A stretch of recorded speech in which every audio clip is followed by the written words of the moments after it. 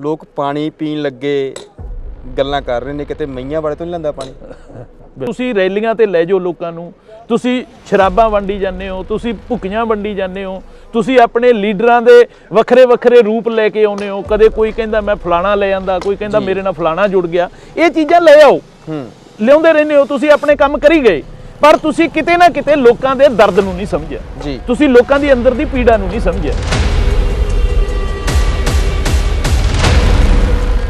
ਜਿਹੜੀਆਂ ਛੋਟੀਆਂ ਬੱਚੀਆਂ ਨੇ ਟਾਈਮ ਤੋਂ ਪਹਿਲਾਂ ਪੀਰੀਅਡ ਆਉਣੇ, ਬਿਲਕੁਲ ਸਾਡੀਆਂ ਔਰਤਾਂ ਨੂੰ ਮਹਾਮਾਰੀ ਦਾ ਜਿਹੜਾ ਕੁਦਰਤੀ ਪ੍ਰਕਿਰਿਆ ਹੈਗੀ ਉਹਦੇ ਵਿੱਚ ਬਹੁਤ ਵੱਡੀ ਰੁਕਾਵਟ ਪਈ ਹੈ। ਰੁਕਾਵਟਾਂ ਹੋਣੀਆਂ ਬੱਚਿਆਂ ਦੀ, ਕੁੱਖਾਂ ਦੀ ਜਿਹੜੀ ਡਿਵੈਲਪਮੈਂਟ ਹੈ, ਖਾਸ ਕਰ ਬੱਚੇ ਕਹਿੰਦੇ 2-3 ਮਹੀਨਿਆਂ ਬਾਅਦ ਮਿਸਕੈਰੇਜ ਹੋ ਰਹੇ ਨੇ।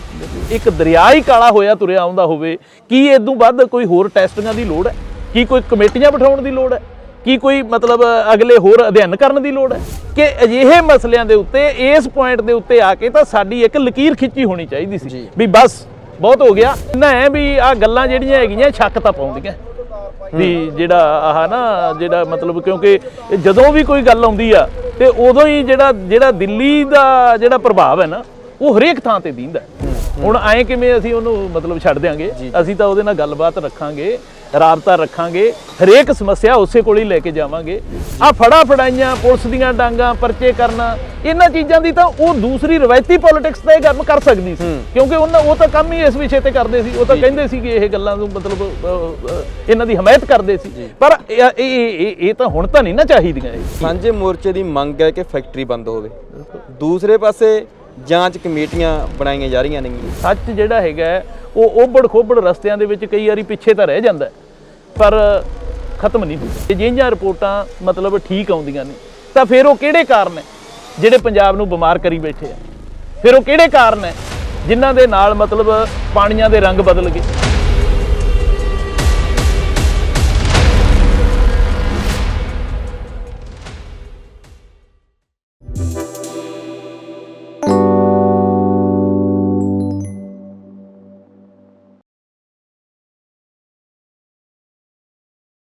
ਮਸ਼ਾਲਾਂ ਬਾਲ ਕੇ ਚੱਲਣਾ ਜਦੋਂ ਤੱਕ ਰਾਤ ਬਾਕੀ ਹੈ, ਕਦਮ ਸੰਭਾਲ ਕੇ ਚੱਲਣਾ ਜਦੋਂ ਤੱਕ ਰਾਤ ਬਾਕੀ ਹੈ। ਸਤਿ ਸ਼੍ਰੀ ਅਕਾਲ, ਮੈਂ ਸੁੱਖੀ ਮੰਘਾਣੀਆਂ, ਤੁਸੀਂ ਦੇਖ ਰਹੇ ਹੋ ਸਰਲੇਖ। ਸ਼ਰਾਬ ਦੀ ਫੈਕਟਰੀ ਨੂੰ ਲੈ ਕੇ ਮਨਸੂਰਵਾਲ ਕਲਾਂ ਪਿੰਡ ਦੇ ਵਿੱਚ ਪਿਛਲੇ ਕਈ ਮਹੀਨਿਆਂ ਤੋਂ ਜੀਰਾ ਸਾਂਝਾ ਮੋਰਚਾ ਚੱਲ ਰਿਹਾ ਹੈ।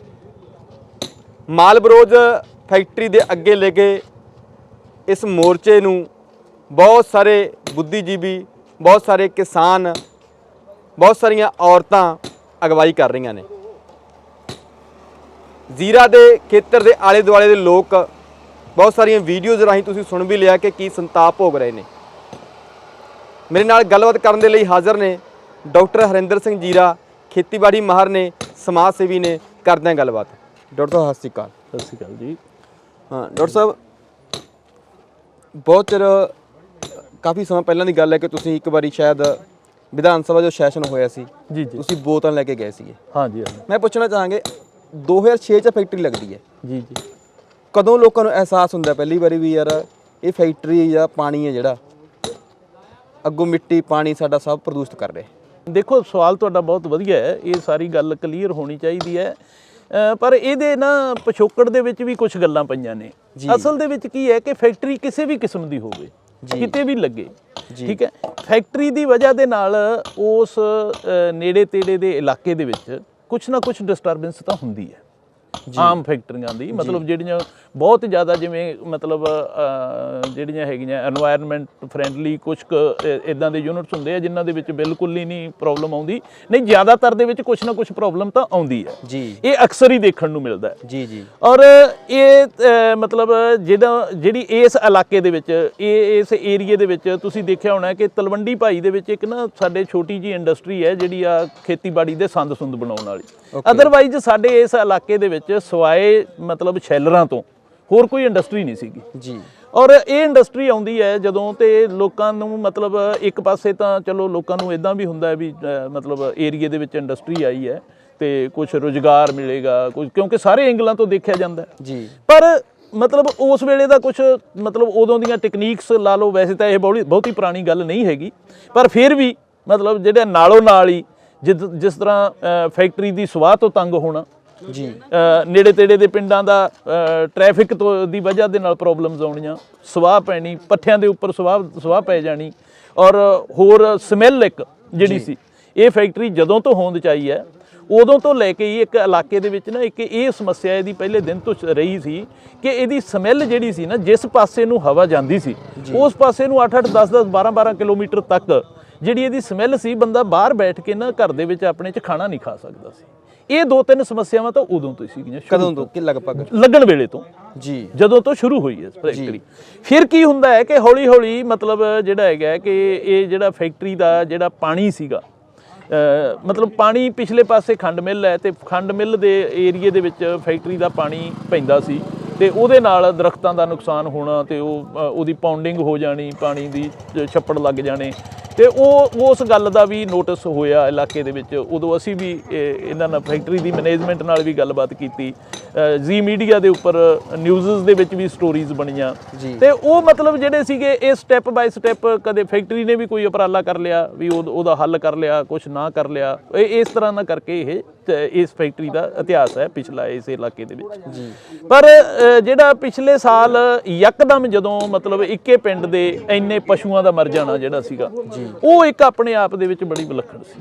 ਮਤਲਬ ਕਿਉਂਕਿ ਉਹ ਇਹ ਨੋਟ ਕੀਤਾ ਗਿਆ ਕਿ ਉਹ ਇੰਨੇ ਪਸ਼ੂਆਂ ਦਾ ਯਕਦਮ ਮਰਨਾ ਜਿਹੜਾ ਹੈਗਾ ਉਹ directly related with factory pollution ਹੈ ਜੀ, ਠੀਕ ਹੈ ਨਾ।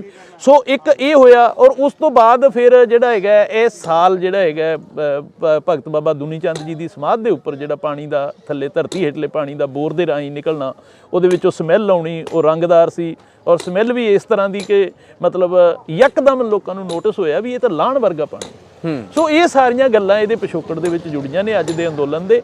ਔਰ ਇਸ ਕਰਕੇ ਹੀ ਉਸ ਵੇਲੇ ਤੋਂ ਜਦੋਂ ਲੋਕਾਂ ਨੇ ਮਤਲਬ ਪਹਿਲਾਂ ਇਹ ਵੀ ਕਿਹਾ ਕਿ ਲੋਕਲ ਮੈਨੇਜਮੈਂਟ ਨੂੰ ਕਿਹਾ ਕਿ ਇਹਦਾ ਕੋਈ ਹੱਲ ਕੀਤਾ ਜਾਵੇ, ਇਹਨੂੰ ਕੋਈ ਨੋਟਿਸ ਲਿਆ ਜਾਵੇ। ਜਿਸ ਤਰ੍ਹਾਂ ਤੁਸੀਂ ਜਾਣਦੇ ਹੋ ਕਿ ਆਪਣੇ ਮਤਲਬ ਮੈਨੇਜਮੈਂਟ ਜਿਹੜੀ ਹੈਗੀ ਹੈ ਲੋਕਲ ਐਡਮਿਨਿਸਟ੍ਰੇਸ਼ਨ ਦੀ ਢਿੱਲ ਹੁੰਦੀ ਹੈ, ਕੋਈ ਕਿਸੇ ਨੇ ਅਣਗੌਲਿਆਂ ਕਰਤਾ, ਕੋਈ ਸੋਲਿਡ ਮਤਲਬ ਜਿਹੜਾ ਹੈਗਾ ਵਧੀਆ ਤਰੀਕੇ ਨਾਲ, ਕੋਈ ਪੁਖਤਾ ਤਰੀਕੇ ਨਾਲ ਗੱਲਬਾਤ ਦਾ ਹੱਲ ਵੱਲ ਕੋਈ ਨਹੀਂ ਅੱਗੇ ਵੱਧਦਾ ਨਜ਼ਰ ਆਇਆ, ਤਾਂ ਹੌਲੀ ਹੌਲੀ ਲੋਕਾਂ ਦਾ ਰੋਸ ਜਿਹੜਾ ਸੀਗਾ, ਲੋਕ ਆਪਣਾ ਰੋਸ ਦਰਜ ਕਰਾਉਣ ਵਾਸਤੇ ਇੱਥੇ ਬੈਠਣੇ ਸ਼ੁਰੂ ਹੋ ਗਏ। ਤਾਂ ਉਹ ਗੱਲ ਚੱਲਦਿਆਂ ਹੁਣ ਤੁਹਾਡੇ ਸਾਹਮਣੇ ਆ ਵੀ ਕਿੱਥੋਂ ਤੱਕ ਗਈ ਹੈ। ਸੋ ਇਸ ਤਰ੍ਹਾਂ ਦਾ ਹੈ ਕੁਛ। ਡਾਕਟਰ ਸਾਹਿਬ, ਮੋਰਚੇ ਵਿੱਚ ਪਿਛਲੇ ਕਈ ਦਿਨਾਂ ਤੋਂ ਅਸੀਂ ਵਿਚਰ ਰਹੇ ਹਾਂਗੇ ਜੀ। ਲੋਕ ਪਾਣੀ ਪੀਣ ਲੱਗੇ ਗੱਲਾਂ ਕਰ ਰਹੇ ਨੇ, ਕਿਤੇ ਮਈਆਂ ਵਾਲੇ ਤੋਂ ਨਹੀਂ ਲੈਂਦਾ ਪਾਣੀ। ਬਿਲਕੁਲ। ਇੱਕ ਸੋਸ਼ਲ ਮੀਡੀਆ ਦੇ ਰਾਹੀਂ ਗੱਲ ਲੋਕ ਕੱਢ ਕੇ ਲਿਆ ਰਹੇ ਨੇ ਕਿ ਜਦੋਂ ਪੰਜਾਬ ਦਾ ਮੁੱਖ ਮੰਤਰੀ ਆਮ ਘਰਾਂ ਦਾ ਧੀ ਪੁੱਤ ਕਹਾਉਣ ਵਾਲਾ, ਬਿਲਕੁਲ, ਇਹ ਕਹਿੰਦਾ ਸੀ ਪ੍ਰਦੂਸ਼ਣ ਕੰਟਰੋਲ ਬੋਰਡ ਨਹੀਂ, ਪ੍ਰਦੂਸ਼ਣ ਕਰੋ ਬੋਰਡ ਹੈ। ਦੂਸਰੀ ਗੱਲ ਜਿਹੜੀ ਗੱਲ ਹੋਰ ਲੋਕਾਂ ਨੇ ਕੱਢ ਲਈ, ਕਹਿੰਦੇ ਵੀ ਇਹ ਸ਼ਾਇਦ ਡਾਕਟਰ ਜੀਵਨ ਜੋਤ ਨੇ ਸ਼ਾਇਦ ਲਿਖ ਕੇ ਪਾਇਆ ਹੋਇਆ ਵੀ ਅਮਰੀਕਾ ਵਿੱਚ ਕੋਈ ਫੈਕਟਰੀ ਸੀ ਜੀ। ਜਦੋਂ ਇਸ ਤਰ੍ਹਾਂ ਦੇ ਹਾਲਾਤ ਉਹਨੂੰ ਦਿਸੇ ਵੀ ਇਹ ਫੈਕਟਰੀ ਨੇ ਨੁਕਸਾਨ ਕਰਿਆ, ਮਿੱਟੀ ਦਾ, ਪਾਣੀ ਦਾ ਪ੍ਰਦੂਸ਼ਣ ਫੈਲਾਇਆ ਇਹਨੇ, ਤਾਂ ਉਹ ਫੈਕਟਰੀ ਬੰਦ ਤਾਂ ਕੀਤੀ ਪਰ ਉੱਥੋਂ ਦੇ ਲੋਕਾਂ ਨੂੰ ਦੂਰ ਕਿਤੇ ਚੰਗੇ ਮਾਹੌਲ ਦੇ ਸ਼ਿਫਟ ਕਰਕੇ ਘਰ-ਬਾਰ ਸਭ ਕੁਝ ਉਹਨਾਂ ਦਾ ਮਾਹੌਲ ਇਸ ਤਰ੍ਹਾਂ ਕ੍ਰੀਏਟ ਕੀਤਾ ਸ਼ਿਫਟ ਕਰਕੇ। ਕੀ ਤੁਹਾਨੂੰ ਲੱਗਦਾ ਕਿ ਰੰਗਲਾ ਪੰਜਾਬ ਦਾ ਕਹਿਣ ਵਾਲੇ ਮੁੱਖ ਮੰਤਰੀ ਅੱਜ ਇਹਨਾਂ ਲੋਕਾਂ ਨੂੰ ਅਜਿਹੇ ਸੁਖਾਵਾਂ ਮਾਹੌਲ ਦੇ ਪਾਉਣਗੇ ਜੇ ਫੈਕਟਰੀ ਬੰਦ ਵੀ ਹੋ ਜਾਂਦੀ ਹੈ? ਬਿਲਕੁਲ। ਇਹਨਾਂ ਹਾਲਾਤਾਂ ਨੂੰ ਤਾਂ ਸੈੱਟ ਕਰਨ ਸਾਨੂੰ ਕਈ ਸਾਲ ਲੱਗ ਜਾਣਗੇ, ਹੁਣ ਤਾਂ ਸਾਡੀਆਂ ਕਈ ਜਵਾਨ ਧੀਆਂ ਪੁੱਤ ਮੌਤ ਦੀ ਭੇਟ ਚੜ ਜਾਣਗੇ। ਬਿਲਕੁਲ। ਦੇਖੋ, ਵਿਸ਼ਾ ਤਾਂ ਇਹੀ ਸੀ ਨਾ। ਤੁਸੀਂ ਦੇਖੋ ਪੰਜਾਬ ਦੇ ਸੀਨ ਦੇ ਵਿੱਚ ਜਿਹੜੇ ਪੰਜਾਬ ਦੇ ਰਾਜਨੀਤਿਕ ਸੀਨ ਦੇ ਵਿੱਚ ਜੀ ਜਿਹੜਾ ਆਮ ਆਦਮੀ ਪਾਰਟੀ ਦਾ ਉਥਾਨ ਹੈ ਜੀ, ਉਹ ਹੈ ਹੀ ਇਸੇ ਕਰਕੇ ਨਾ, ਕਿਉਂਕਿ ਰਵਾਇਤੀ ਪੋਲਿਟਿਕਸ ਜਿਹੜੀ ਸੀਗੀ ਉਹ ਪੰਜਾਬ ਦੇ ਲੋਕ ਜਿਹੜੇ ਮੁੱਦਿਆਂ ਦੇ ਉੱਤੇ ਜਿਹੜੀਆਂ ਸਮੱਸਿਆਵਾਂ, ਜਿਹੜੀਆਂ ਉਲਝਣਾਂ ਔਰ ਜਿਸ ਪਾਸੇ ਨੂੰ ਪੰਜਾਬ ਹੌਲੀ ਵੱਧਦਾ ਜਾ ਰਿਹਾ ਸੀਗਾ, ਉਸ ਪਾਸੇ ਨੂੰ ਸਾਡੀਆਂ ਰਾਜਨੀਤਿਕ ਪਾਰਟੀਆਂ ਜਿਹੜੀਆਂ ਸੀਗੀਆਂ ਨਾ ਤਾਂ ਉਹਨਾਂ ਦਾ ਆਪਣਾ ਧਿਆਨ ਸੀ ਔਰ ਨਾ ਉਹ ਇਸ ਗੱਲ ਨੂੰ ਮੰਨ ਰਹੇ ਸੀ। ਲੋਕਾਂ ਨੂੰ ਉਹ ਕਿਸੇ ਹੋਰ ਚਾਰਟ ਤੇ ਲਾ ਕੇ ਆਪਣੇ ਫਾਰਮੂਲੇ, ਆਪਣੀ ਜੋੜ ਤੋੜ, ਆਪਣੇ ਦਿੱਤੇ ਹੋਏ ਸਲੋਗਨ, ਕੋਈ ਕਿਸੇ ਨੂੰ ਕਹਿੰਦਾ ਸੀ ਇਹ ਮੈਂ ਆ ਕੇ ਅੰਦਰ ਕਰ ਦੂੰਗਾ, ਦੂਜਾ ਕਹਿੰਦਾ ਸੀ ਮੈਂ ਖੁੰਡਾ ਲੈ ਆਉਂਗਾ, ਦੂਜਾ ਕਹਿੰਦਾ ਸੀ ਮੈਂ ਇਹ ਸਾਰੇ ਮਤਲਬ ਕਰ ਦੂੰਗਾ, ਉਹ ਕਹਿੰਦਾ ਸੀ ਇਹ ਮਤਰੇਈ ਮਾਂ ਵਾਲਾ ਵਿਹਾਰ ਹੈ, ਇਹ ਕਾਂਗਰਸ ਪਾਰਟੀ ਹੈ, ਉਹ ਕਹਿੰਦਾ ਸੀ ਇਹਨਾਂ ਨੇ ਦਗਾ ਕੀਤਾ ਪੰਜਾਬ ਦੇ ਨਾਲ। ਸੋ ਇਸ ਇੱਕ ਉਲਝਣ ਦੇ ਵਿੱਚ ਲੋਕਾਂ ਨੂੰ ਫਸਾ ਕੇ ਤੇ ਅੱਗੇ ਵਧ ਰਹੇ ਸੀ ਉਹ। ਪਰ ਜਿਵੇਂ ਲੋਕਾਂ ਦੇ ਜਿਵੇਂ ਆਮ ਲੋਕਾਂ ਦੀਆਂ ਜ਼ਿੰਦਗੀਆਂ ਦੁਸ਼ਵਾਰ ਹੁੰਦੀਆਂ ਗਈਆਂ, ਜਿਹੜੇ ਲੋਕਾਂ ਦੇ ਜਨ ਜੀਵਨ ਦੇ ਨਾਲ ਸੰਬੰਧਿਤ ਮਸਲੇ ਸੀਗੇ ਉਹ ਕਿਤੇ ਨਾ ਕਿਤੇ ਅਣਗੌਲਿਆਂ ਰਹਿੰਦੇ ਰਹੇ। ਹਰ ਥਾਂ ਦੇ ਉੱਪਰ ਲੋਕ ਇਹ ਦੇਖਦੇ ਰਹੇ ਕਿ ਤਕੜੇ ਦਾ ਸੱਤੀ ਵੀ ਸੌ ਹੈ। ਜੀ ਠੀਕ ਹੈ ਨਾ। ਸੋ ਇਹ ਗੱਲਾਂ ਜਿਹੜੀਆਂ ਸੀਗੀਆਂ ਜਦੋਂ ਲੋਕਾਂ ਦੇ ਮਨਾਂ ਦੇ ਵਿੱਚ, ਹੁਣ ਤੁਸੀਂ ਰੈਲੀਆਂ ਤੇ ਲੈ ਜਾਓ ਲੋਕਾਂ ਨੂੰ, ਤੁਸੀਂ ਸ਼ਰਾਬਾਂ ਵੰਡੀ ਜਾਂਦੇ ਹੋ, ਤੁਸੀਂ ਭੁੱਕੀਆਂ ਵੰਡੀ ਜਾਂਦੇ ਹੋ, ਤੁਸੀਂ ਆਪਣੇ ਲੀਡਰਾਂ ਦੇ ਵੱਖਰੇ ਵੱਖਰੇ ਰੂਪ ਲੈ ਕੇ ਆਉਂਦੇ ਹੋ, ਕਦੇ ਕੋਈ ਕਹਿੰਦਾ ਮੈਂ ਫਲਾਣਾ ਲੈ ਆਂਦਾ, ਕੋਈ ਕਹਿੰਦਾ ਮੇਰੇ ਨਾਲ ਫਲਾਣਾ ਜੁੜ ਗਿਆ, ਇਹ ਚੀਜ਼ਾਂ ਲੈ ਆਓ, ਲਿਆਉਂਦੇ ਰਹਿੰਦੇ ਹੋ, ਤੁਸੀਂ ਆਪਣੇ ਕੰਮ ਕਰੀ ਗਏ, ਪਰ ਤੁਸੀਂ ਕਿਤੇ ਨਾ ਕਿਤੇ ਲੋਕਾਂ ਦੇ ਦਰਦ ਨੂੰ ਨਹੀਂ ਸਮਝਿਆ ਜੀ, ਤੁਸੀਂ ਲੋਕਾਂ ਦੀ ਅੰਦਰ ਦੀ ਪੀੜਾ ਨੂੰ ਨਹੀਂ ਸਮਝਿਆ, ਤੁਸੀਂ ਆਪਣੀ ਉਸੇ ਵੇਦਨਾ ਦੇ ਵਿੱਚ ਵਹੇ ਹੋਏ ਤੁਸੀਂ ਅੱਗੇ ਵਧਦੇ ਰਹੇ। ਸੋ ਇਸ ਕਰਕੇ ਲੋਕਾਂ ਨੇ ਪਟਕਾ ਕੇ ਮਾਰੇ, ਉਹ ਘਰੋਂ ਘਰੀ ਬੈਠੇ ਆ। ਠੀਕ ਹੈ, ਹੁਣ ਉੱਥੇ ਆ ਗਿਆ ਕੌਣ? ਉੱਥੇ ਆਏ ਜਿਨ੍ਹਾਂ ਨੇ ਇਹਨਾਂ ਮਸਲਿਆਂ ਨੂੰ ਦੇ ਪ੍ਰਤੀ ਲੋਕਾਂ ਨੂੰ ਦੱਸਿਆ, ਇਹਨਾਂ ਮਸਲਿਆਂ ਦੇ ਪ੍ਰਤੀ ਲੋਕਾਂ ਨੂੰ ਸਮਝਾਇਆ ਕਿ ਆਪਣੇ ਮਸਲੇ ਤਾਂ ਆ ਨੇ।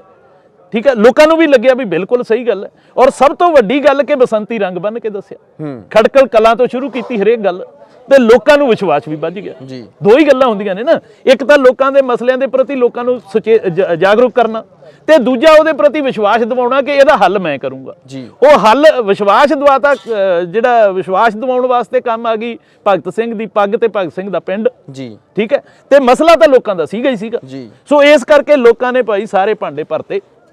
ਠੀਕ ਹੈ ਨਾ, ਦੂਜੀ ਰਵਾਇਤੀ ਪੋਲਿਟਿਕਸ ਨੂੰ ਬਾਹਰ ਸੁੱਟਿਆ ਔਰ ਇੱਧਰ ਸਾਰਾ। ਹੁਣ ਮਸਲਾ ਤਾਂ ਇੱਥੇ ਹੈਗਾ ਕਿ ਜਿਹੜੀਆਂ ਗੱਲਾਂ ਤੁਸੀਂ ਕਰਦੇ ਹੋ ਨਾ, ਇਹਦੇ ਵਿੱਚ ਕੋਈ ਸ਼ੱਕ ਨਹੀਂ ਕਿ ਜਿੱਥੇ ਕਿਤੇ ਫੈਕਟਰੀ ਦੀ ਵਜ੍ਹਾ ਦੇ ਨਾਲ ਲੋਕਾਂ ਨੂੰ ਰਿਪਲੇਸ ਕਰਨਾ ਪੈ ਜੇ, ਲੋਕਾਂ ਦੀ ਰੀਹੈਬਿਲਿਟੇਸ਼ਨ ਕਰਨੀ ਪੈ ਜੇ, ਉੱਥੇ ਵਾਸਤੇ ਚਾਹੇ ਕੁਝ ਵੀ ਕਰਨਾ ਪੈ ਜੇ। ਔਰ ਦੁਨੀਆ ਦੇ ਵਿੱਚ ਇਹੋ ਜਿਹੀਆਂ ਉਦਾਹਰਨਾਂ ਬੜੀਆਂ ਨੇ, ਇੱਕ ਥਾਂ ਦੀਆਂ ਨਹੀਂ ਹੈ, ਬਹੁਤ ਉਦਾਹਰਨਾਂ ਨੇ, ਕਿਉਂਕਿ ਲੋਕਾਂ ਦੀਆਂ ਸਰਕਾਰਾਂ ਲੋਕਾਂ ਵਾਸਤੇ ਹੀ ਹੁੰਦੀਆਂ ਨੇ।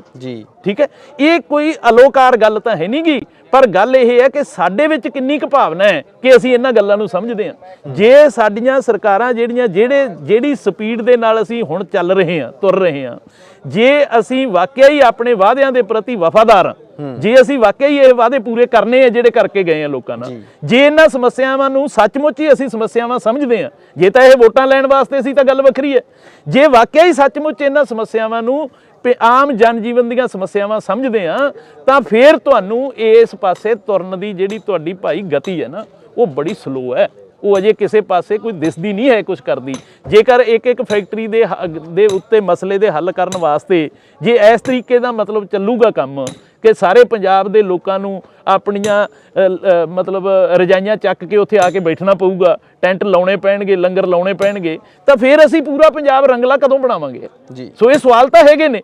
ਪਰ ਦੂਸਰੇ ਪਾਸੇ ਜਿਹੜਾ ਤੁਸੀਂ ਗੱਲ ਕੀਤੀ ਹੈ ਨਾ, ਉਹ ਕੋਈ ਵੱਡੀ ਅਲੋਕਾਰ ਘਟਨਾ ਨਹੀਂ ਹੈ। ਉਹ ਇਦਾਂ ਸਰਕਾਰਾਂ ਇਸੇ ਤਰ੍ਹਾਂ ਹੀ ਕਰਦੀਆਂ। ਸਰਕਾਰ ਜਿਹੜੀ ਹੈ ਉਹ ਲੋਕਾਂ ਦੀ ਤੀਜੀ ਮਾਂ ਹੁੰਦੀ ਹੈ। ਠੀਕ ਹੈ ਨਾ, ਹੁਣ ਉਹਦੇ ਵਿੱਚ ਜਿਹੜੀਆਂ ਸਮੱਸਿਆਵਾਂ, ਹੁਣ ਮੰਨ ਲਓ ਕੋਈ ਵੀ ਕਿਸੇ ਇਲਾਕੇ ਦੇ ਵਿੱਚ ਇਹ ਪ੍ਰੋਬਲਮ ਆ ਗਈ ਆ, ਤਾਂ ਉਹ ਸਰਕਾਰ ਦੇ ਕੋਲੇ ਫੰਡ ਹੁੰਦੇ ਨੇ, ਸਰਕਾਰ ਦੇ ਕੋਲੇ ਸਾਧਨ ਹੁੰਦੇ ਨੇ, ਉਹਨਾਂ ਮਸਲਿਆਂ ਦਾ ਹੱਲ ਕਰਨ ਵਾਸਤੇ ਸਰਕਾਰ ਉੱਥੇ ਸੁਚੇਤ ਹੋ ਕੇ ਆਉਂਦੀ ਹੈ। ਪਰ ਸਾਡੇ ਇਹ ਚੀਜ਼ਾਂ ਦੇ ਨਮੂਨੇ ਕਿਉਂਕਿ ਪੇਸ਼ ਹੀ ਨਹੀਂ ਕੀਤੇ ਕਿਤੇ। ਨਸਲਾਂ ਤੇ ਫਸਲਾਂ ਬਚਾਉਣ ਦੀ ਗੱਲ ਚੱਲ ਰਹੀ ਹੈ ਜੀ, ਤੇ ਪੰਜਾਬ ਦਾ ਮੁੱਖ ਮੰਤਰੀ ਵੀ ਗੱਲਾਂ ਕਰਦਾ ਰਿਹਾ, ਜਿਹੜੀ ਮੈਨੂੰ ਪਿਛਲੇ ਦਿਨਾਂ 'ਚ ਮੈਂ ਹਰ ਲੋਕਾਂ ਨੂੰ ਪੁੱਛ ਰਿਹਾ, ਬਹੁਤ ਸਾਰੀਆਂ ਸਾਡੀਆਂ ਮਾਵਾਂ ਭੈਣਾਂ ਧੀਆਂ ਇਹ ਗੱਲ ਦੱਸ ਵੀ ਰਹੀਆਂ ਨੇ ਜੀ।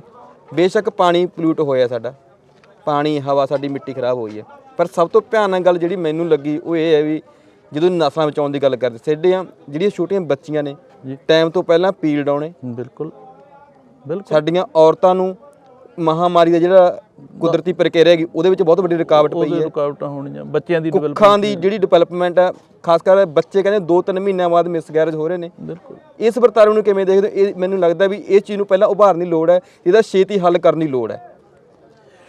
ਦੇਖੋ ਬਿਲਕੁਲ, ਜਦੋਂ ਜਿਹੜੀ ਹੈ ਨਾ, ਜਿਹੜੀਆਂ ਇਸ ਤਰ੍ਹਾਂ ਦੀਆਂ ਸਮੱਸਿਆਵਾਂ ਹੈ, ਇਹ ਸਮੱਸਿਆਵਾਂ ਮਤਲਬ ਵੱਧਦਿਆਂ ਇਹ ਇਸੇ ਕਰਕੇ ਹੀ ਭਿਆਨਕ ਰੂਪ ਲੈ ਜਾਂਦੀਆਂ ਨੇ ਜੀ। ਇਹ ਭਿਆਨਕ ਰੂਪ ਜਿਹੜਾ ਹੈਗਾ ਇਹ ਇੱਥੋਂ ਤਰ੍ਹਾਂ ਇਸ ਤਰ੍ਹਾਂ ਦੀਆਂ ਸਮੱਸਿਆਵਾਂ, ਬੱਚਿਆਂ ਦਾ ਅਪਾਹਜ ਪੈਦਾ ਹੋ ਜਾਣਾ, ਛੋਟੇ ਬੱਚਿਆਂ ਦੇ ਗੁਰਦੇ ਫੇਲ ਹੋ ਜਾਣੇ, ਹੋਰ ਕਈ ਤਰ੍ਹਾਂ ਦੀਆਂ ਇਸ ਤਰ੍ਹਾਂ ਦੀਆਂ ਐਗਜ਼ਾਮਪਲਸ ਮਿਲਦੀਆਂ ਨੇ ਜੀ। ਹੁਣ ਦੇਖੋ, ਇਹ ਕੋਈ ਮਤਲਬ ਇਹ ਵੀ ਨਹੀਂ ਹੈਗਾ ਕਿ ਇਹ ਮਤਲਬ ਅੱਜ ਕੱਲਾ ਜੀਰੇ ਨੇ ਨੋਟਿਸ ਕੀਤਾ ਹੈਗਾ ਜੀ। ਇਹ ਆਪਣੇ ਤੋਂ 15 ਕਿਲੋਮੀਟਰ ਪਰਲੇ ਪਾਸੇ ਜਾ ਕੇ ਜਿੱਥੇ ਦੋ ਦਰਿਆ ਮਿਲਦੇ ਨੇ, ਇਹ ਦੋ ਦਰਿਆ ਜਦੋਂ ਸਤਲੁਜ ਤੇ ਬਿਆਸ ਮਿਲਦੇ ਆ, ਤਾਂ ਜਿਹੜਾ ਬਿਆਸ ਹੈ ਉਹ ਵਧੀਆ ਮਤਲਬ ਜਿਸ ਤਰ੍ਹਾਂ ਦਾ ਕੁਦਰਤੀ ਪਾਣੀ ਹੁੰਦਾ ਉਦਾਂ ਦਾ ਤੁਰਿਆ ਆਉਂਦਾ। ਤੇ ਇੱਕ ਤੁਸੀਂ ਗੂਗਲ ਦਾ ਮੈਪ ਦੇ ਵਿੱਚ ਦੇਖੋ ਜਾਂ ਇੱਕ ਈਗਲ ਵਿਊ ਪੁਆਇੰਟ ਤੋਂ ਦੇਖੋ ਕਿ ਜਿਹੜੀ ਸਤਲੁਜ ਵਾਲੀ ਲਾਈਨ ਹੈ ਉਹ ਪੂਰੀ ਕਾਲੇ ਪਾਣੀ ਦੀ ਤੁਰੀ ਆਉਂਦੀ ਹੈ। ਹੁਣ ਉਹ ਕੋਈ ਅੱਜ ਦੀ ਜਾਂ ਕੱਲ ਦੀ ਜਾਂ 10 ਦਿਨਾਂ ਦੀ ਤਾਂ ਹੈ ਨਹੀਂ। ਉਹ ਕਾਲੀ ਲਾਈਨ ਇੱਥੇ ਆ ਕੇ ਮਤਲਬ ਜਦੋਂ ਹਰੀਕੇ ਪੱਤਣ ਤੇ ਆ ਕੇ ਤੇ ਇੱਥੋਂ ਨਹਿਰਾਂ ਨਿਕਲੀਆਂ ਤਾਂ ਇਹਨਾਂ ਨਹਿਰਾਂ ਦੇ ਰਾਹੀਂ ਉਹ ਮਤਲਬ ਪਿੰਡਾਂ ਦੇ ਵਿੱਚ ਗਿਆ ਪਾਣੀ, ਪੀਣ ਵਾਲਾ ਪਾਣੀ, ਉਹ ਸਾਰਾ ਉੱਥੋਂ ਤੱਕ ਗਿਆ। ਇਸੇ ਕਰਕੇ ਬਠਿੰਡੇ ਤੋਂ ਜਿਹੜੀ ਕੈਂਸਰ ਟ੍ਰੇਨ ਚੱਲੀ ਹੈ ਉਹ ਮਤਲਬ ਇਸ ਕਾਲੀ ਲਾਈਨ ਨੇ ਚਲਾਈ। ਅਸੀਂ ਪਿਛਲੇ ਲੰਬੇ ਸਮੇਂ ਤੋਂ ਇਹਨਾਂ ਗੱਲਾਂ ਦੇ ਪ੍ਰਤੀ ਸੁਚੇਤ ਨਹੀਂ ਹੈਗੇ। ਮੌਜੂਦਾ ਰਾਜਕਰਤਾ ਪਾਰਟੀ ਜਿਹੜੀ ਹੈਗੀ ਆ ਉਹ ਬੜਾ ਨੇੜਿਓਂ ਹੋ ਕੇ ਮਿਲ ਕੇ ਗਈ ਹੈ ਇਹਨਾਂ ਗੱਲਾਂ ਨੂੰ, ਉਹਨਾਂ ਨੇ ਆਪ ਇਹ ਮਸਲੇ ਚੁੱਕੇ ਨੇ। ਸੋ ਇਸ ਕਰਕੇ ਜਿਹੜਾ ਤਾਂ ਪਿਛਲਾ ਰਵਾਇਤੀ ਸਿਸਟਮ ਸੀਗਾ ਉਹਨੂੰ ਤਾਂ ਆਪਾਂ ਇਹ ਗੱਲ ਮੰਨਦੇ ਹਾਂ ਕਿ ਉਹਨਾਂ ਨੇ ਅੱਖੋਂ ਪਰੋਖੇ ਕੀਤਾ, ਕਿਉਂਕਿ ਉਹ ਤਾਂ ਇਸ ਵਿਸ਼ੇ ਤੇ ਕੰਮ ਹੀ ਨਹੀਂ ਕਰ ਰਹੇ ਸੀ, ਉਹ ਤਾਂ ਇੱਕ ਵੋਟ ਵਟੋਰੂ ਰਾਜਨੀਤੀ ਕਰ ਰਹੇ ਸੀ। ਪਰ ਮਸਲਾ ਤਾਂ ਇਹ ਹੈਗਾ ਕਿ ਹੁਣ ਜਿਹੜੇ ਲੋਕ ਉਹਨਾਂ ਨੂੰ ਰਿਪਲੇਸ ਕਰਕੇ ਲੈ ਕੇ ਆਉਂਦੇ ਨੇ, ਲੋਕਾਂ ਨੇ ਆਪਣੀ ਭਾਵਨਾ ਨਾਲ ਲੈ ਕੇ ਆਉਂਦੇ ਨੇ, ਕੀ ਉਹ ਵੀ ਵੋਟ ਵਟੋਰੂ ਰਾਜਨੀਤੀ ਕਰਨਗੇ ਜਾਂ ਇਹਨਾਂ ਮਸਲਿਆਂ ਦਾ ਹੱਲ ਕਰਨਗੇ? ਜੇ ਇਹਨਾਂ ਮਸਲਿਆਂ ਦਾ ਹੱਲ ਕਰਨਗੇ ਤਾਂ ਫਿਰ ਤਾਂ ਇਹ ਮਸਲੇ ਤਾਂ ਭਾਈ ਗੰਭੀਰ ਨੇ, ਇਹਦੇ ਵਿੱਚ ਤਾਂ ਕੋਈ ਸ਼ੱਕ ਨਹੀਂ ਹੈ। ਕਿਉਂਕਿ ਮਤਲਬ ਇਸ ਤਰੀਕੇ ਨਾਲ ਕੋਈ ਇੱਕ ਦਰਿਆ ਹੀ ਕਾਲਾ ਹੋਇਆ ਤੁਰਿਆ ਆਉਂਦਾ ਹੋਵੇ, ਕੀ ਇਦੋਂ ਵੱਧ ਕੋਈ ਹੋਰ ਟੈਸਟਿੰਗਾਂ ਦੀ ਲੋੜ ਹੈ? ਕੀ ਕੋਈ ਕਮੇਟੀਆਂ ਬਿਠਾਉਣ ਦੀ ਲੋੜ ਹੈ? ਕੀ ਕੋਈ ਮਤਲਬ ਅਗਲੇ ਹੋਰ ਅਧਿਐਨ ਕਰਨ ਦੀ ਲੋੜ ਹੈ? ਬੋਰਾਂ ਦੇ ਵਿੱਚੋਂ ਪਾਣੀ ਨਿਕਲ ਆਵੇ ਥੱਲਿਓਂ, ਕੀ ਕੋਈ ਕਿਸੇ ਤਰ੍ਹਾਂ ਦੇ ਐਨਾਲਿਸਿਸ ਦੀ ਜ਼ਰੂਰਤ ਰਹਿ ਜਾਂਦੀ ਹੈ? ਕੀ ਅਸੀਂ ਕੋਈ ਹੋਰ ਮਤਲਬ ਜਿਹੜਾ ਹੈਗਾ, ਫਿਰ ਲੋਕ ਕਿਉਂ ਨਾ ਇਹ ਗੱਲ ਕਹਿਣ ਅਜਿਹੀਆਂ ਸਰਕਾਰਾਂ ਨੂੰ ਕਿ ਇਹ ਤਾਂ ਮਤਲਬ ਲਿਪਾਪੋਚੀ ਕਰ ਰਹੀਆਂ ਨੇ? ਠੀਕ ਹੈ ਨਾ ਜੀ। ਅਧਿਐਨ ਤਾਂ ਉਹਨਾਂ ਚਿਰ ਹੁੰਦਾ ਜਿੰਨਾ ਚਿਰ ਕੋਈ ਸਾਹਮਣੇ ਪੁਖਤਾ ਸਬੂਤ ਨਾ ਹੋਵੇ ਤੇ ਅਸੀਂ ਐਨਾਲਿਸਿਸ ਕਰੀਏ। ਹੁਣ ਕਈ ਵਾਰ ਕੀ ਹੁੰਦਾ ਕਿ ਕੋਈ ਬਿਮਾਰੀ ਇਦਾਂ ਦੀ ਹੁੰਦੀ ਹੈ ਕਿ ਬੰਦਾ ਕਹਿੰਦਾ ਜੀ ਮੈਂ ਠੀਕ ਠਾਕ ਹਾਂ, ਡਾਕਟਰ ਕਹਿੰਦਾ ਨਹੀਂ ਫਿਰ ਵੀ ਤੂੰ 2 ਟੈਸਟ ਕਰਵਾ ਕੇ ਲਿਆ, ਤਾਂ ਉਹ ਟੈਸਟ ਕਰਵਾ ਕੇ ਲਿਆਉਂਦਾ ਤੇ ਪਤਾ ਲੱਗਦਾ ਜੀ ਹਾਂ ਤਾਂ ਪ੍ਰੋਬਲਮ ਤਾਂ ਹੈਗੀ ਆ। ਹੁਣ ਉਹ ਮਤਲਬ ਜਿਹੜਾ ਹੈਗਾ ਬੜਾ ਵਧੀਆ ਤੁਰਿਆ ਫਿਰਦਾ ਸੀ। ਹੁਣ ਇੱਕ ਬੰਦਾ ਜਿਹੜਾ ਹੈਗਾ ਉਹ ਖੁਦ ਹੀ ਕੰਪਲੇਂਟ ਕਰ ਰਿਹਾ ਹੋਵੇ ਕਿ ਵੀ ਮੈਂ ਤਾਂ ਜੀ ਮੇਰੇ ਤੋਂ ਤਾਂ ਹਿੱਲਿਆ ਨਹੀਂ ਜਾਂਦਾ, ਮੇਰੇ ਤੋਂ ਤੁਰਿਆ ਨਹੀਂ ਜਾਂਦਾ, ਮੈਨੂੰ ਭੁੱਖ ਨਹੀਂ ਲੱਗਦੀ, ਤੇ ਇਹਦਾ ਮਤਲਬ ਬਿਮਾਰੀ ਤਾਂ ਉਹ ਤਾਂ ਆਪ ਹੀ ਨੋਟਿਸ ਕਰਵਾ ਰਿਹਾ ਹੈ। ਫਿਰ ਉਹਦੇ ਵਾਸਤੇ ਅਗਲੇ ਹੋਰ ਟੈਸਟਾਂ ਤੇ ਆਧਾਰਿਤ ਕਰਨ ਦੀ ਤਾਂ ਕੋਈ ਜ਼ਰੂਰਤ ਨਹੀਂ। ਠੀਕ ਹੈ, ਕੋਈ ਆਪਦੇ ਮਤਲਬ ਕਾਨੂੰਨੀ ਨੁਕਤਿਆਂ ਦੇ ਮੁਤਾਬਕ ਕੋਈ ਆਪਦੀ ਕਿਸੇ ਹੋਰ ਤਰ੍ਹਾਂ ਦੀ ਕਾਗਜ਼ਾਂ ਦਾ ਢਿੱਡ, ਜਿਵੇਂ ਪੰਜਾਬੀ 'ਚ ਆਪਾਂ ਕਹਿ ਦਿੰਦੇ ਵੀ ਕਾਗਜ਼ਾਂ ਦਾ ਢਿੱਡ ਭਰਨਾ ਭਾਈ ਤੁਸੀਂ ਭਰ ਲਓ, ਪਰ ਇਹਦੇ ਵਿੱਚ ਤਾਂ ਕੋਈ ਸ਼ੱਕ ਨਹੀਂ ਹੈ ਨਾ ਕਿ ਇਹ ਮਸਲਾ ਜਿਹੜਾ, ਇਹ ਮੁੱਦਾ ਜਿਹੜਾ ਹੈਗਾ, ਇਹ ਮੁੱਦਾ ਬਹੁਤ ਗੰਭੀਰ ਹੈ ਔਰ ਬੜੇ ਲੰਬੇ ਸਮੇਂ ਤੋਂ ਪੰਜਾਬ ਇਹਨੂੰ ਝੇਲ ਰਿਹਾ। ਔਰ ਇਹਦੇ ਤੇ ਹੋਣਾ ਤਾਂ ਇਹ ਚਾਹੀਦਾ ਸੀ ਕਿ ਅਜਿਹੇ ਮਸਲਿਆਂ ਦੇ ਉੱਤੇ ਇਸ ਪੁਆਇੰਟ ਦੇ ਉੱਤੇ ਆ ਕੇ ਤਾਂ ਸਾਡੀ ਇੱਕ ਲਕੀਰ ਖਿੱਚੀ ਹੋਣੀ ਚਾਹੀਦੀ ਸੀ ਵੀ ਬਸ ਬਹੁਤ ਹੋ ਗਿਆ, ਹੁਣ ਪੰਜਾਬ ਦੇ ਲੋਕਾਂ ਦੀ ਸਰਕਾਰ ਆ ਗਈ ਆ, ਹੁਣ ਇਹਦੇ ਤੇ ਅਸੀਂ ਅੱਗੇ ਹੋਰ ਨਹੀਂ ਵਧਾਂਗੇ। ਤੁਸੀਂ ਵਿਧਾਨ ਸਭਾ ਸੈਸ਼ਨ ਦੌਰਾਨ ਮੁੱਖ ਮੰਤਰੀ ਸਾਹਿਬ ਨੂੰ ਪਾਣੀ ਦੀਆਂ ਬੋਤਲਾਂ ਦਿਖਾਉਣ ਜਾਂ ਪਿਆਉਣ ਉੱਥੇ ਜਾਂਦੇ ਹੋ, ਤੁਹਾਨੂੰ ਕੀ ਲੱਗਦਾ ਸੀ ਕਿ ਆਮ ਘਰ ਦਾ ਪੁੱਤ ਡਾਕਟਰ ਹਰਿੰਦਰ ਹੋਰਾਂ ਨੂੰ ਕਹੂਗਾ ਵੀ ਆਜੋ ਡਾਕਟਰ ਸਾਹਿਬ ਦੱਸੋ ਕੀ ਹੱਲ ਹੈ? ਕੀ ਸੋਚ ਕੇ ਗਏ ਸੀ? ਨਹੀਂ ਦੇਖੋ, ਕਹਿਣਾ ਤਾਂ ਇਹੀ ਚਾਹੀਦਾ ਸੀ, ਉਮੀਦ ਤਾਂ ਇਸੇ ਗੱਲ ਦੀ ਸੀ। ਔਰ ਅਸੀਂ ਤਾਂ ਅਜੇ ਵੀ ਵਾਰ-ਵਾਰ ਜਾਵਾਂਗੇ, ਅਸੀਂ ਤਾਂ ਅਜੇ ਵੀ ਉਮੀਦ ਰੱਖਾਂਗੇ। ਐ ਨਹੀਂ ਕੀ ਹੋ ਗਿਆ, ਜਿਵੇਂ ਹੁਣ ਲੋਕ ਤਾਂ ਕਹਿ ਦਿੰਦੇ ਆ ਜੀ ਉਹਦੇ ਤੇ ਦਿੱਲੀ ਵਾਲਿਆਂ ਨੇ ਕਬਜ਼ੇ 'ਚ ਲੈ ਲਿਆ ਉਹ, ਪਰ ਅਸੀਂ ਆਏ ਨਹੀਂ। ਮਤਲਬ ਅਕਸਰ ਅਸੀਂ ਪੀਪਲ ਪਾਰਟੀ ਵੇਲੇ ਦੇ ਇਕੱਠੇ ਆ ਤੇ ਸਾਨੂੰ ਬੜੀਆਂ ਆਸਾਂ ਉਹਦੇ ਤੇ ਪਰ ਇੰਨਾ ਹੈ ਵੀ ਆਹ ਗੱਲਾਂ ਜਿਹੜੀਆਂ ਹੈਗੀਆਂ ਸ਼ੱਕ ਤਾਂ ਪਾਉਂਦੀਆਂ ਵੀ ਜਿਹੜਾ ਆਹ ਨਾ ਜਿਹੜਾ ਮਤਲਬ, ਕਿਉਂਕਿ ਜਦੋਂ ਵੀ ਕੋਈ ਗੱਲ ਆਉਂਦੀ ਆ ਤੇ ਉਦੋਂ ਹੀ ਜਿਹੜਾ ਦਿੱਲੀ ਦਾ ਜਿਹੜਾ ਪ੍ਰਭਾਵ ਹੈ ਨਾ ਉਹ ਹਰੇਕ ਥਾਂ ਤੇ ਦਿੰਦਾ। ਇਹ ਲੋਕ ਮਤਲਬ ਐਵੇਂ ਨਹੀਂ ਕਰਨਾ ਫੂਸੀ ਕਰਨ ਲੱਗੇ ਸੀ, ਇਹ ਜਦੋਂ ਰਾਜ ਸਭਾ ਦੇ ਮੈਂਬਰਾਂ ਦੀ ਜਦੋਂ ਚੋਣ ਹੋਈ ਸੀ ਉਦੋਂ ਤੋਂ ਹੀ ਲੱਗ ਗਏ ਸੀਗੇ।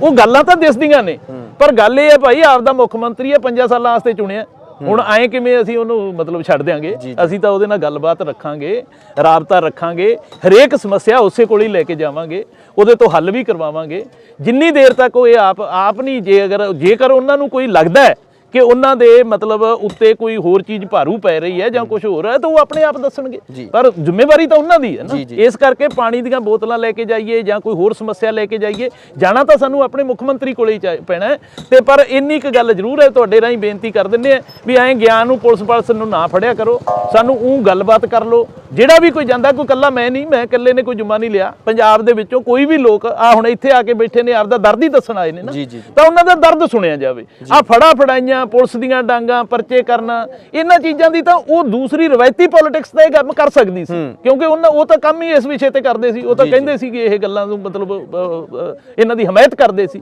ਪਰ ਇਹ ਤਾਂ ਹੁਣ ਤਾਂ ਨਹੀਂ ਨਾ ਚਾਹੀਦੀਆਂ ਇਹ।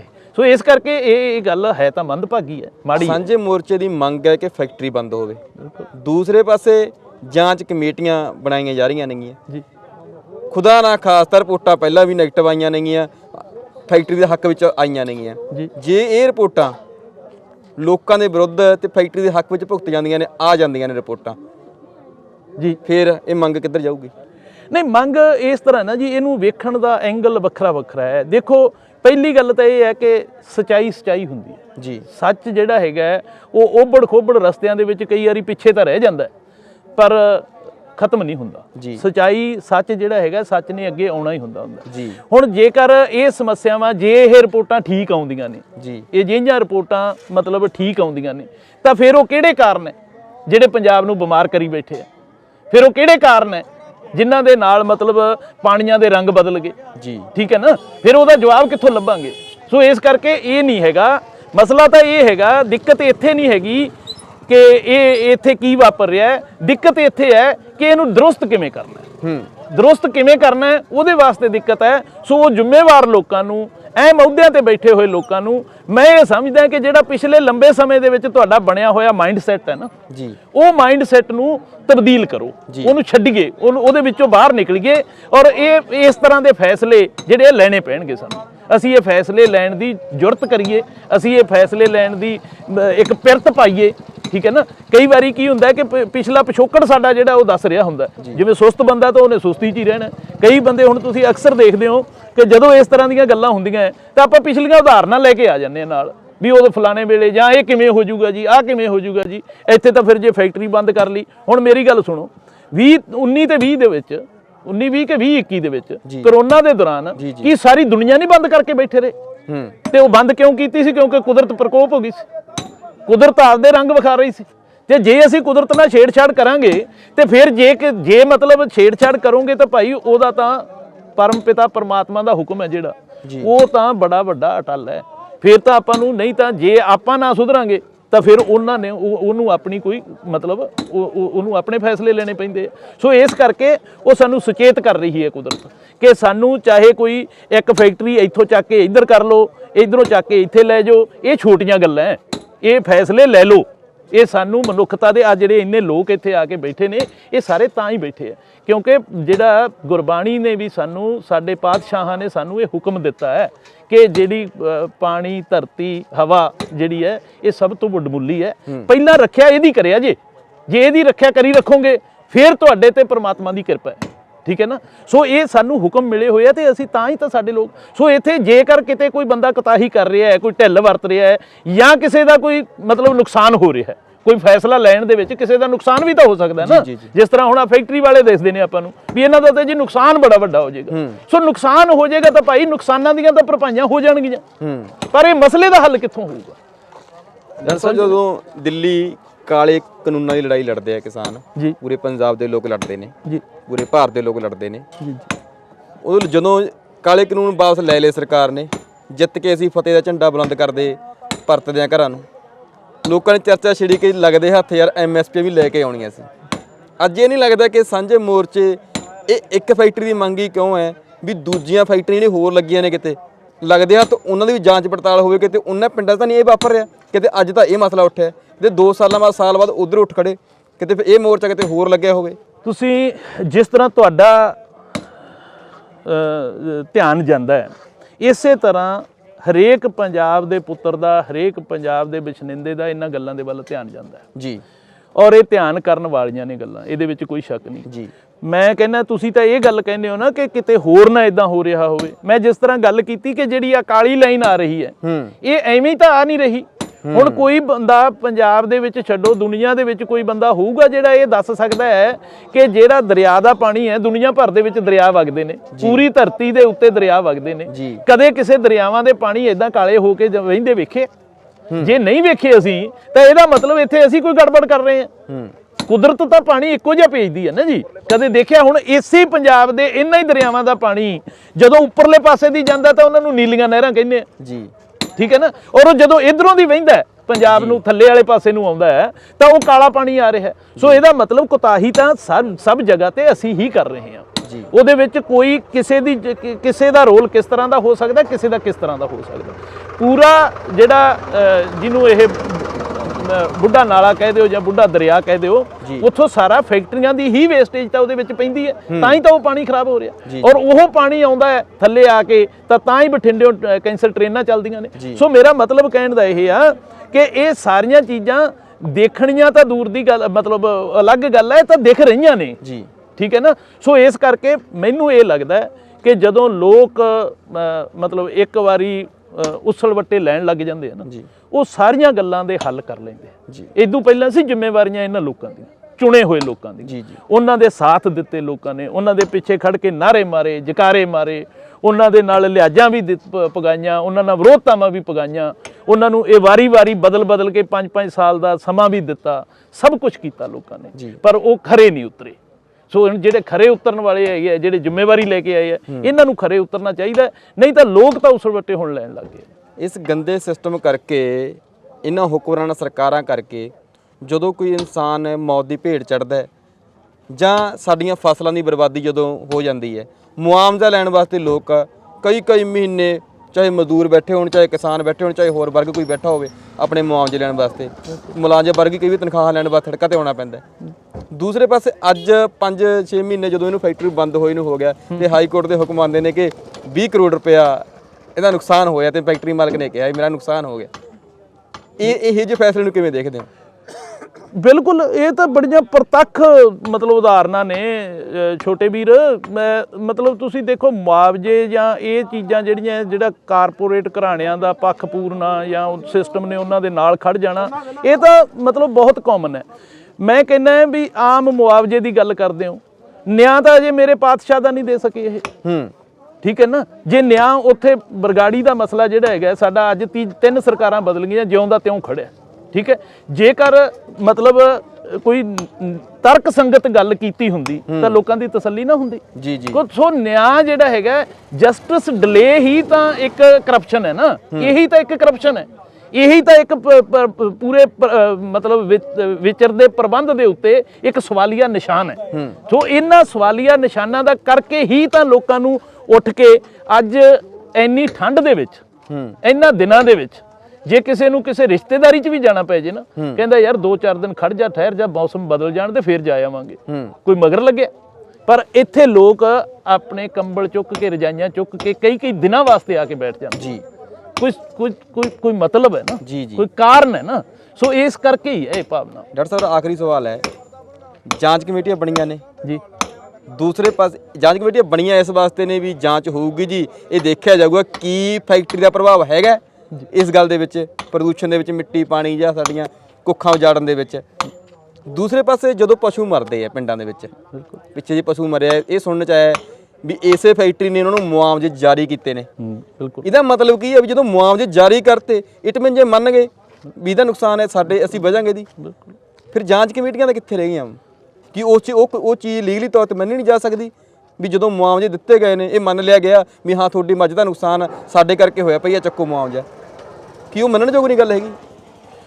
ਦੇਖੋ, ਇਹ ਨਾ ਜਿਹੜਾ ਆਪਣਾ ਜਿਹੜੀ ਵਿਵਸਥਾ ਹੈ ਨਾ, ਜਿਹੜੀ ਸਾਰੀ ਮਤਲਬ ਇੱਕ ਲੋਕਤੰਤਰਕ ਪ੍ਰਕਿਰਿਆ ਦੇ ਵਿੱਚ, ਵਿਧਾਨਕ ਪ੍ਰਕਿਰਿਆ ਜਿਹੜੀ ਸਾਰੀ ਹੈਗੀ ਆ, ਉਹ ਮਤਲਬ ਨਾ ਇੱਕ ਬੜੀ, ਜੇ ਕਿਸੇ ਨੇ ਅੱਖਾਂ ਮੀਚਣੀਆਂ ਹੀ ਹੋਣ ਤਾਂ ਉਹਨੂੰ ਬੜਾ ਮੌਕਾ ਦਿੰਦੀ ਹੈ ਜੀ। ਵੈਸੇ ਤਾਂ ਸਾਡੇ ਮਾਣਯੋਗ ਜੱਜਾਂ ਦੇ ਵਾਸਤੇ ਵੀ ਇਹ ਗੱਲ ਕਹੀ ਗਈ ਹੈ ਕਾਨੂੰਨ ਦੇ ਵਿੱਚ ਕਿ ਸਾਰੇ ਸਬੂਤਾਂ ਤੋਂ ਬਾਅਦ ਤੁਸੀਂ ਆਪਣੇ ਵਿਵੇਕ ਦੇ ਨਾਲ ਫੈਸਲਾ ਕਰਨਾ ਜੀ। ਠੀਕ ਹੈ ਨਾ। ਸੋ ਇਹ ਵਿਵੇਕ ਜਿਹੜਾ ਹੈਗਾ, ਇਹ ਹਰੇਕ ਥਾਂ ਤੇ ਵਰਤਣਾ ਪੈਂਦਾ, ਹਰੇਕ ਅਧਿਕਾਰੀ ਨੂੰ ਵਰਤਣਾ ਪੈਂਦਾ। ਈਵਨ ਇੱਕ ਛੋਟੇ ਮੁਲਾਜ਼ਮ ਤੋਂ ਲੈ ਕੇ ਵੱਡੇ ਅਫਸਰਾਂ ਤੱਕ, ਮੰਤਰੀਆਂ ਤੱਕ, ਮੁੱਖ ਮੰਤਰੀ ਤੱਕ ਵਿਵੇਕ ਜਿਹੜਾ ਹੈਗਾ ਉਹ ਨਾਲ ਲੈ ਕੇ ਚੱਲਣਾ ਪੈਂਦਾ ਜੀ। ਮੈਨੂੰ ਕੀ ਲੱਗ ਰਿਹਾ ਹੈ, ਮੈਨੂੰ ਕੀ ਲੱਗਣਾ ਹੈ, ਮਤਲਬ ਸਾਰਾ ਪੰਜਾਬ ਦੇਖ ਰਿਹਾ ਹੈ, ਔਰ ਸਾਡਾ ਸਿਸਟਮ ਜਿਹੜਾ ਹੈਗਾ ਉਹਦੇ ਵਿੱਚੋਂ ਸਾਡੀਆਂ ਆਹ ਜਿਹੜੀਆਂ ਗਤੀਵਿਧੀਆਂ ਜਿਹੜੀਆਂ ਚੱਲ ਰਹੀਆਂ, ਉਹਨਾਂ 'ਚੋਂ ਇਹਨਾਂ ਗੱਲਾਂ ਦੀ ਬੋ ਆਉਂਦੀ ਹੈ ਕਿ ਅਸਲ ਦੇ ਵਿੱਚ ਕੀ ਹੈਗਾ ਕਿ ਇਹ ਜਿਹੜਾ ਵਿਵੇਕ ਵਿਹੂਣੀਆਂ ਕਾਰਵਾਈਆਂ ਜਿਹੜੀਆਂ, ਉਹਨਾਂ ਦੀ ਵਜ੍ਹਾ ਦੇ ਨਾਲ ਹੈ ਕਿ ਸਾਨੂੰ ਇਹੋ ਜਿਹੀਆਂ ਕਮੇਟੀਆਂ ਦੀ ਲੋੜ ਪੈਂਦੀ ਹੈ। ਵਿਵੇਕ ਵਿਹੂਣੀਆਂ ਕਾਰਵਾਈਆਂ ਹੈ ਕਿ ਸਾਨੂੰ ਇਹੋ ਜਿਹੀਆਂ ਕਾਗਜ਼ੀ ਕਾਰਵਾਈਆਂ ਦੀ ਲੋੜ ਪੈਂਦੀ ਹੈ। ਨਹੀਂ ਤਾਂ ਅਦਰਵਾਈਜ਼ ਮਤਲਬ ਜਿਹੜਾ ਹੈਗਾ, ਇਹੋ ਜਿਹੀ ਕਿਹੜੀ ਗੱਲ ਹੈ ਜਿਹੜੀ ਸਾਨੂੰ ਪ੍ਰਤੱਖ ਨਹੀਂ ਦਿਸ ਰਹੀ ਤੇ ਅਸੀਂ ਉਹਦੇ ਆਧਾਰ ਤੇ ਫੈਸਲਾ ਨਹੀਂ ਕਰ ਸਕਦੇ। ਸੋ ਇਹ ਜੇ ਅਸੀਂ ਵਿਵੇਕ ਵਿਹੂਣੀਆਂ ਗੱਲਾਂ ਕਰਨੀਆਂ ਹੀ ਹੈ ਤੇ ਫਿਰ ਉਹਦੇ ਵਾਸਤੇ ਤਾਂ ਰਸਤੇ ਬੜੇ ਹੈਗੇ। ਹੁਣ ਜਿਸ ਤਰ੍ਹਾਂ ਤੁਸੀਂ ਗੱਲ ਕੀਤੀ ਵੀ ਫੈਕਟਰੀ ਨੇ ਉੱਥੇ ਮੁਆਵਜ਼ਾ ਦਿੱਤਾ ਜੀ, ਪਸ਼ੂ ਮਰਦੇ ਨੇ ਤਾਂ ਮੁਆਵਜ਼ਾ ਦਿੱਤਾ। ਹੁਣ ਮੁਆਵਜ਼ਾ ਦਿੱਤਾ, ਉਹਨਾਂ ਨੇ ਵਾਰ-ਵਾਰ ਉਹ ਕਹਿੰਦੇ ਜੀ ਅਸੀਂ ਤਾਂ ਮੁਆਵਜ਼ਾ ਇਸ ਕਰਕੇ ਦਿੱਤਾ ਸੀ, ਤੁਸੀਂ ਵੀ ਸੁਣਿਆ ਹੋਣਾ, ਅਸੀਂ ਇੱਕ ਤਾਂ ਕਿਹਾ ਜੀ ਵੀ ਚੱਲ ਗੁਆਂਢ ਪਿੰਡ ਦੇ ਲੋਕਾਂ ਦੇ ਪਸ਼ੂ ਮਰ ਗਏ ਤੇ ਬਈ ਉਹਨਾਂ ਨੂੰ ਪੈਸੇ ਦੇ ਦਿੰਨੇ ਆ। ਹਾਂ ਦੱਸੋ ਭਾਈ ਹੁਣ ਤੁਹਾਨੂੰ ਪੈਸੇ ਦੇਣ ਦੀ ਕੀ ਲੋੜ ਪਈ ਸੀ? ਜੀ। ਪਹਿਲੀ ਗੱਲ ਤਾਂ ਠੀਕ ਹੈ, ਪਰ ਫਿਰ ਗੱਲ ਉੱਥੇ ਆ ਜਾਂਦੀ ਹੈ ਵੀ ਜੇ ਹਾਂ ਨਿਕਲਣਾ, ਜੇ ਤਾਂ ਇਮਾਨਦਾਰੀ ਤੇ ਗੱਲ ਕਰਨੀ ਹੋਵੇ, ਸਚਾਈ ਤੇ ਗੱਲ ਕਰਨੀ ਹੋਵੇ, ਅਸਲੀਅਤ ਤੇ ਗੱਲ ਕਰਨੀ ਹੋਵੇ, ਤਾਂ ਗੱਲ ਤਾਂ ਦੋ ਗੱਲਾਂ ਨਾਲ ਹੀ ਨਿਪਟਦੀ ਹੈ। ਪਰ ਜੇ ਆਪਾਂ ਐ ਭੱਜਣ ਦੇ ਰਸਤੇ ਲੱਭਣੇ ਹੋਣ, ਫਿਰ ਜਿੱਧਰ ਦੀ ਕੋਈ ਮਰਜ਼ੀ ਲੱਭੀ ਜਾਵੇ। ਪਰ ਮੈਂ ਇੱਕ ਗੱਲ ਪਹਿਲਾਂ ਵੀ ਕਹੀ ਸੀ, ਹੁਣ ਵੀ ਕਹਿ ਦਿੰਦਾ ਕਿ ਉਬੜ ਖੋਬੜ ਰਸਤਿਆਂ ਦੇ ਵਿੱਚ ਸੱਚ ਥੋੜਾ ਜਿਹਾ ਪਿੱਛੇ ਤਾਂ ਰਹਿ ਜਾਂਦਾ ਹੁੰਦਾ, ਪਰ ਖਤਮ ਨਹੀਂ ਹੁੰਦਾ। ਜੀ, ਜਾਂਦੇ ਜਾਂਦੇ ਕੀ ਕਹਿਣਾ ਚਾਹੋਗੇ ਪੰਜਾਬ ਦੇ ਲੋਕਾਂ ਨੂੰ, ਜਿਹੜੇ ਅਜੇ ਵੀ ਇਹਨਾਂ ਨੂੰ ਲੱਗਦਾ ਹੈ ਕਿ ਇਹ ਲੋਕ ਇੰਡਸਟਰੀ ਵਿਰੋਧੀ ਨੇ, ਜਿਨ੍ਹਾਂ ਨੂੰ ਇਹ ਲੱਗਦਾ ਹੈ, ਜਿਹੜੇ ਅਜੇ ਵੀ ਲੋਕ ਸੋਚ ਰਹੇ ਨੇ ਕਿ ਯਾਰ 2-4 ਦਿਨਾਂ ਦੇ ਵਿੱਚ ਬਸ ਉਹ ਜਿਵੇਂ ਗੱਲਾਂ ਉੱਡਦੇ ਹੁੰਦੇ ਨੇ ਨਾ ਵੀ ਅਗਲਿਆਂ ਨੂੰ ਕੋਈ ਆਫਰ ਆ ਜਾਊਗਾ ਜੀ, ਹਨਾ, ਫੈਕਟਰੀ ਕੱਲ ਨੂੰ ਚੱਲ ਪੈਣੀ ਹੈ, ਕੀ ਕਹਿਣਾ ਚਾਹੋਗੇ? ਬਿਲਕੁਲ, ਮੈਂ ਤਾਂ ਇੱਕੋ ਹੀ ਗੱਲ ਕਰਦਾ ਜੀ ਤੁਹਾਡੇ ਮਾਧਿਅਮ ਦੇ ਰਾਹੀਂ ਵੀ ਸਹੀ ਮਾਇਨਿਆਂ ਦੇ ਵਿੱਚ ਸਾਨੂੰ ਨਾ ਤਾਂ ਕਿਸੇ ਇੰਡਸਟਰੀ ਦੇ ਵਿਰੁੱਧ ਹੋਣਾ ਚਾਹੀਦਾ ਜੀ, ਨਾ ਸਾਨੂੰ ਕਿਸੇ ਪਾਰਟੀ ਦੇ ਵਿਰੁੱਧ ਹੋਣਾ ਚਾਹੀਦਾ ਜੀ, ਨਾ ਸਾਨੂੰ ਕਿਸੇ ਇੱਕ ਗੱਲ ਦੇ ਉੱਤੇ ਮਤਲਬ ਜਿਹੜਾ ਹੈਗਾ ਇੰਨਾ ਕਨਸੈਂਟਰੇਟ ਹੋਣਾ ਚਾਹੀਦਾ।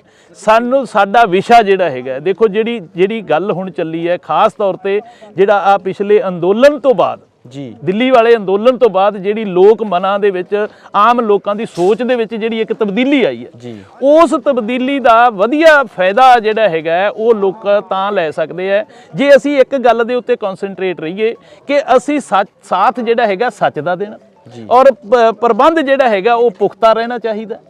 ਪ੍ਰਬੰਧ ਜਿਹੜਾ ਹੈਗਾ ਉਹ ਕਿਸੇ ਦਾ ਵੀ ਮਤਲਬ ਨੁਕਸਾਨ ਕਰਤਾ ਨਾ ਹੋਵੇ।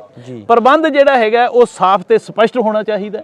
ਔਰ ਲੋਕ ਜਿਹੜੇ ਹੈਗੇ ਆ, ਲੋਕ ਮਤਲਬ ਪੰਜਾਬ ਨੂੰ ਰੰਗਲਾ ਬਣਾਉਣ ਦੇ ਵਾਸਤੇ ਇਸੇ ਤਰ੍ਹਾਂ ਨਾਲ ਤਤਪਰ ਰਹਿਣੇ ਚਾਹੀਦੇ ਆ, ਕਿਉਂਕਿ ਇਹਦੇ ਵਿੱਚ ਮੈਂ ਨਹੀਂ ਸਮਝਦਾ ਕੋਈ ਇਹਨਾਂ ਨੂੰ ਕੁਝ ਕਹੀ ਜਾਵੇ, ਕੋਈ ਕਵੇ ਜੀ ਇਹ ਫਲਾਨੀ ਪਾਰਟੀ ਜਾਂ ਫਲਾਨੀ ਜਥੇਬੰਦੀ ਦਾ ਧਰਨਾ ਆ ਗਿਆ ਜੀ, ਜਾਂ ਕੋਈ ਕਹਿੰਦਾ ਜੀ ਉੱਥੇ ਫਲਾਨੀ ਜਥੇਬੰਦੀ ਜਾਵੜੀ, ਫਲਾਨੀ ਜਥੇਬੰਦੀ ਜਾਵੜੀ। ਕੋਈ ਜਥੇਬੰਦੀਆਂ ਦਾ ਮਸਲਾ ਨਹੀਂ ਭਰਾਵੋ, ਮਸਲਾ ਇਹ ਹੈ ਕਿ ਪੰਜਾਬ ਦੇ ਲੋਕ ਹੁਣ ਚਾਹੁੰਦੇ ਆ, ਕਿਉਂਕਿ ਪਹਿਲਾਂ ਵੀ ਤਾਂ ਅਸੀਂ ਸਾਰੇ ਇੱਥੇ ਹੀ ਸੀ। ਜੀ ਜੀ, ਠੀਕ ਹੈ ਨਾ। ਪਹਿਲਾਂ ਅਸੀਂ, ਅੱਜ ਜਿਹੜਾ ਹੈਗਾ, ਅੱਜ ਇੱਕ ਚੇਤਨਾ ਦੇ ਵਿੱਚ ਤਬਦੀਲੀ ਆਈ ਹੈ ਲੋਕਾਂ ਦੇ ਵਿੱਚ। ਔਰ ਮੈਂ ਇਹ ਬੇਨਤੀ ਕਰਦਾ ਸਾਰਿਆਂ ਨੂੰ, ਖਾਸ ਕਰਕੇ ਨੌਜਵਾਨਾਂ ਵਾਲਾ ਮੁੱਖ ਮੰਤਰੀ ਭਗਵੰਤ ਮਾਨ, ਬਿਲਕੁਲ ਉਹਨਾਂ ਨੇ ਕਿਹਾ ਸੀ ਲੋਕ ਵੱਡੇ ਹੁੰਦੇ ਆ, ਔਰ ਇਹਨੂੰ ਮਤਲਬ ਲੋਕਾਂ ਦਾ ਵੱਡਾਪਣ ਬਣਿਆ ਰਹਿਣਾ ਬਹੁਤ ਜ਼ਰੂਰੀ ਹੈ, ਔਰ ਸਹੀ ਦਿਸ਼ਾ ਦੇ ਵਿੱਚ ਅੱਗੇ ਵਧਣਾ ਚਾਹੀਦਾ। ਮੈਂ ਇਹ ਬੇਨਤੀ ਕਰਦਾ ਕਿ ਸਾਨੂੰ ਇਹ ਕਦਮ ਜਿਹੜੇ ਹੈਗੇ ਆ ਬੜੇ ਠਰਮੇ ਦੇ ਨਾਲ ਸੋਚ ਸਮਝ ਕੇ ਅੱਗੇ ਵਧਾਉਂਦੇ ਰਹਿਣਾ ਚਾਹੀਦਾ। ਵੈਸੇ ਤਾਂ ਅਸੀਂ ਸਾਰੇ ਪੰਜਾਬ ਦੇ ਲੋਕ ਅਜਿਹਾ ਕੁਝ ਖਾ ਰਹੇ ਹਾਂ ਕਿ ਜਿਹੜੀਆਂ 100 ਸਾਲ ਦੀਆਂ ਉਮਰਾਂ ਦੀ ਸਾਡੇ ਬਜ਼ੁਰਗਾਂ ਦੀਆਂ, ਵੱਡੇ ਵਡੇਰਿਆਂ ਦੀਆਂ, ਉਹ 50-60 ਤੇ ਆ ਕੇ ਰੁਕ ਗਈਆਂ ਨੇ। ਇਹਨਾਂ ਪਿੰਡਾਂ ਦੇ ਵਿੱਚ ਆ ਕੇ, ਇਹਨਾਂ ਮੋਰਚੇ ਵਿੱਚ ਆ ਕੇ ਵੇਖੋ ਕਿ ਇੱਕ ਇਹਨਾਂ ਪਿੰਡਾਂ ਵਿੱਚ ਡਰ ਦਾ ਮਾਹੌਲ ਹੈ। ਦੂਰੋਂ ਨੇੜਿਓਂ ਪਹੁੰਚੇ ਹੋਏ ਲੋਕ ਪਾਣੀ ਪੀਣ ਲੱਗੇ, ਇਹ ਪੁੱਛਦੇ ਨੇ ਕਿਤੇ ਇਹ ਪਾਣੀ ਮਈਆਂ ਵਾਲਾ ਪਿੰਡ ਦਾ ਤਾਂ ਨਹੀਂ, ਕਿਤੇ ਇਹ ਪਾਣੀ ਮਨਸੂਰ ਵਾਲੇ ਤੋਂ ਨਹੀਂ ਆਇਆ। ਅਜਿਹੇ ਡਰ ਦੇ ਮਾਹੌਲ ਵਿੱਚ ਇਹ ਲੋਕ ਕੁਝ ਦਿਨ ਮਹੀਨਿਆਂ ਵਾਸਤੇ ਆਏ ਨੇ। ਜਿਹੜੇ ਲੋਕਾਂ ਨੇ ਇੱਥੇ ਰਹਿਣਾ ਉਹ ਕਿਹੋ ਜਿਹੇ ਡਰ ਦੇ ਅਧੀਨ ਜ਼ਿੰਦਗੀ ਬਸਰ ਕਰਨਗੇ ਜਾਂ ਕਰ ਰਹੇ ਨੇ, ਇਹ ਵੱਡਾ ਸਵਾਲ ਹੈ। ਕਿਸੇ ਸ਼ਾਇਰ ਨੇ ਲਿਖਿਆ ਹੈ ਕਿ ਵਕਤ ਕੀ ਫਿਕਰ ਕਰਨਾ दान, मुसीबत आने वाली है, तुम्हारी बर्बादियों के मशवरे हैं आसमानों में, ना समझे तो मिट जाओगे है हिंदुस्तान वालों, तुम्हारी दास्तां तक न होगी दास्तानों में, तुम्हारी दास्तां तक न होगी दास्तानों में। सो बने रहो सिरलेख दे नाल।